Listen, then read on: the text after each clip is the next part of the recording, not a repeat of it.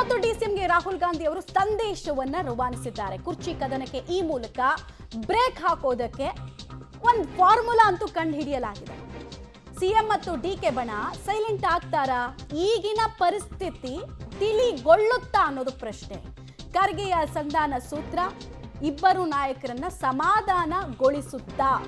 ಕಾಂಗ್ರೆಸ್ನಲ್ಲಿ ಆಗ್ತಾ ಇರುವ ಕ್ಷಿಪ್ರ ಬೆಳವಣಿಗೆಗೆ ಇದು ಪೂರ್ಣ ವಿರಾಮವನ್ನ ಹಾಕೋಷ್ಟು ಸಾಮರ್ಥ್ಯ ಈ ಸೂತ್ರಕ್ಕಿದೆಯಾ ಅನ್ನೋದು very important. Because time lapse ಅಂತ ಕೇಳ್ತಾರಲ್ಲ, ಆಯ್ತು ಕಾಯ್ಬೇಕಂದ್ರೆ ಎಷ್ಟು ಸಮಯ ಬೇಕು ಹೇಳಿ? 3 ತಿಂಗಳ, 4 ತಿಂಗಳ, ಅಥವಾ ಬಜೆಟ್ ಅನ್ನ ಮಂಡಿಸಿದ ನಂತರನ ಏನ್ ಕತೆ ಅಂತ ಹೇಳಿ ಅನ್ನೋ ಪ್ರಶ್ನೆಯನ್ನ ಕೂಡ ಕೇಳಬಹುದು. ಆಮೇಲೆ ಗೌಪ್ಯತೆ ಮಾಡಿ ಗುಪ್ತ ಮಾಡಿನೇ ಇವತ್ತು ಡಿ ಕೆ ಶಿವಕುಮಾರ್ ಸುಮ್ಮನೆ ಆಸೆ ಕಣ್ಗಳಿಂದ ನೋಡೋ ರೀತಿ ಆಗಿದೆ. ಹೀಗಾಗಿ ಅಟ್ಲೀಸ್ಟ್ ನೀವು ಬಹಿರಂಗವಾಗಿ ಘೋಷಿಸಿ ಅಂತ ಕೇಳೋ ಸಾಧ್ಯತೆ ಇದೆ. ಡೀಟೇಲ್ಸ್ ಕೊಡ್ತಾರೆ ಸುಕೇಶ್. ಈಗ ಖರ್ಗೆ ಅವರ ಸಂಧಾನ ಸೂತ್ರ ಹೊಸ ಸಂಧಾನ ಸೂತ್ರ, ಬಟ್ ಅಷ್ಟು ಈಸಿಯಾಗಿ ಇದನ್ನ ಒಪ್ಕೊಳ್ತಾರ ಅನ್ನೋದೇ ಕುತೂಹಲ. ಯಾಕಂದ್ರೆ ಇದು ಸೃಷ್ಟಿ ಮಾಡಲಾದ ಅಥವಾ ಕೃತಕವಾಗಿ ಸೃಷ್ಟಿಯಾದಂತಹ ಬಂಡಾಯ ಬಿಕ್ಕಟ್ಟಲ್ಲ. ಇದು ಸಂಘಟಿತವಾಗಿ ಒಂದು ಫೋರ್ಸ್ ಕಾಣಿಸ್ತಾ ಇದೆ. ಡಿ ಕೆ ಶಿವಕುಮಾರ್ ಸಿಎಂ ಆಗಬೇಕು ಅಂತ. ಹೀಗಾಗಿ ಸೊಲ್ಯೂಷನ್ ಈ ಸಂಧಾನ ಸೂತ್ರದ ಮೂಲಕ ಆಗುತ್ತಾ?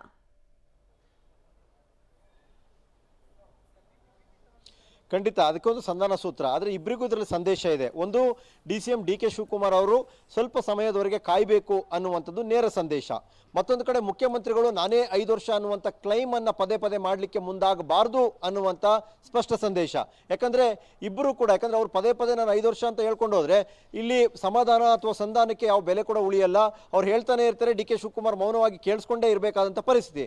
ಅದರ ಬದಲಿಗೆ ಹೈಕಮಾಂಡ್ ತೀರ್ಮಾನ ಮಾಡುತ್ತೆ, ಹಿಂದಿನ ಮಾತುಕತೆಗೆ ಹೈಕಮಾಂಡ್ ಬದ್ಧವಾಗಿದೆ ಅನ್ನೋ ಸಂದೇಶ ಇಬ್ಬರಿಗೂ ಸಮಾಧಾನ ಪಡಿಸುವಂಥದ್ದು. ಒಂದು, ಮುಖ್ಯಮಂತ್ರಿಗಳಿಗೆ ಹಿಂದೆ ಮಾತುಕತೆಯಂತೆ ನಡೆಯುತ್ತೆ, ಸ್ವಲ್ಪ ಸಮಯದಲ್ಲಿ ನಡೆಯುತ್ತೆ ಅನ್ನುವಂಥ ಪೂರ್ವಯೋಜಿತವಾಗಿ ಅವರಿಗೆ ಒಂದು ಮಾಹಿತಿ ರವಾನೆ ಆದಂತಾಗುತ್ತೆ.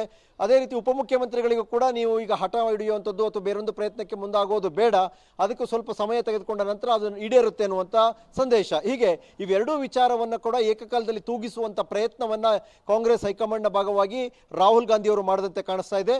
ಅದನ್ನ ಹೇಗೆ ಕನ್ವಿನ್ಸಿಂಗ್ ಆಗಿ ಕನ್ವೆ ಮಾಡ್ತಾರೆ ಎಐಸಿಸಿ ಅಧ್ಯಕ್ಷರು ಇಬ್ಬರಿಗೂ ಅನ್ನುವಂಥದ್ದು ಈಗ ಉಳಿದಿರುವಂತಹ ಕುತೂಹಲ. ಆ ಮಾತುಕತೆಯ ನಂತರ ಅವರಿಬ್ಬರಿಗೆ ಹೆಚ್ಚಿನ ಏನಾದರೂ ಇದ್ರೆ ಅದನ್ನ ದೆಹಲಿಯಲ್ಲಿ ಮಾತಾಡಿಸ್ಲಿಕ್ಕೆ ಕೊಡಬೇಕಾದಂತಹ ಪೂರಕವಾದ ವೇದಿಕೆಯನ್ನು ಕೂಡ ಎಐಸಿಸಿ ಅಧ್ಯಕ್ಷರು ಸಿದ್ಧಪಡಿಸುವಂತಹ ಸಾಧ್ಯತೆ ಕೂಡ ಇದೆ. ಮಮತಾ, ಸುಕೇಶ್, ಎಲ್ಲರೂ ನವೆಂಬರ್ ಕ್ರಾಂತಿ ಅಂತಿದ್ರು. ಹಾಗಾದ್ರೆ ಈ ಕ್ರಾಂತಿ ಮುಂದಿನ ವರ್ಷದ ತನಕ ಮುಂದೂಡಿಕೆ ಆಗುತ್ತಾ? ಈ ಸಭೆಯ ಮೂಲಕ ನಮ್ಗೆ ಅದಕ್ಕೆ ಉತ್ತರ ಸಿಕ್ಬಿಡುತ್ತಾ ಅಂತ?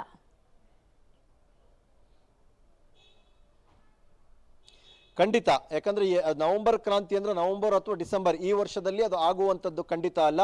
ಆದರೆ ಒಂದು ಸ್ಪಷ್ಟ ಚಿತ್ರಣಗಳು ಕಾಣಿಸ್ತಾ ಇದೆ. ಇದನ್ನೆಲ್ಲ ನೋಡ್ತಾ ಇದ್ರೆ ಮುಂದಿನ ಸಂಕ್ರಾಂತಿ ಅಂದ್ರೆ ಜನವರಿಯಿಂದ ಮಾರ್ಚ್ ನಡುವಿನ ಆ 2-3 ತಿಂಗಳಲ್ಲಿ ಯಾವುದೋ ಒಂದು ಮುಹೂರ್ತ ಅಂತೂ ನಿಗದಿ ಆಗುವಂಥ ಸಾಧ್ಯತೆ ಮೇಲ್ನೋಟಕ್ಕೆ ಕಾಣಿಸ್ತಾ ಇದೆ. ಯಾಕಂದ್ರೆ ಸಮಯ ತೆಗೆದುಕೊಳ್ಳೋದಂದ್ರೆ ಅದೇ, ಈಗ ಸದ್ಯಕ್ಕೆ ಸೆಷನ್ ಸ್ಟಾರ್ಟ್ ಆಗುತ್ತೆ, ಸೆಷನ್ ಮುಗಿತಾ ಇದ್ದಂತೆ ಕ್ರಿಸ್ಮಸ್ ಸ್ಟಾರ್ಟ್ ಆಗುತ್ತೆ, ಕ್ರಿಸ್ಮಸ್ ಮುಗಿತಾ ನ್ಯೂ ಇಯರ್ ಇರುತ್ತೆ. ಹೀಗೆ ಅವೆಲ್ಲವೂ ಕಳೆದ ನಂತರದಲ್ಲಿ ಸಂಕ್ರಾಂತಿಗೆ ಬಂದು ನಿಲ್ಲುತ್ತೆ.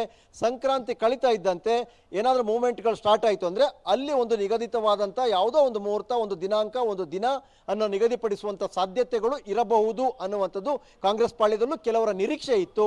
ಹೈಕಮಾಂಡ್ನ ಮಾತನ್ನು ನೋಡಿದ್ರೆ ಬಹುತೇಕ ಹಂತಕ್ಕೆ ಹೋಗಿ ನಿಲ್ಲುವಂಥ ಸಾಧ್ಯತೆಗಳು ಹೆಚ್ಚಿದ್ದಂತೆ ಕಾಣಿಸ್ತಾ ಇದೆ. ಮಮತಾ, ರೈಟ್. ಹಾಗೆ ಸಂಪರ್ಕದಲ್ಲಿ ಸುಕೇಶ್, ವಾಪಸ್ ಬರ್ತೀವಿ. ಒಟ್ನಲ್ಲಿ ಕುತೂಹಲಕಾರಿ ಬೆಳವಣಿಗೆಗಳಂತೂ ನಡೀತಾ ಇದೆ. ಹೈಕಮಾಂಡ್ನಿಂದ ಸಂದೇಶ. ಓಕೆ.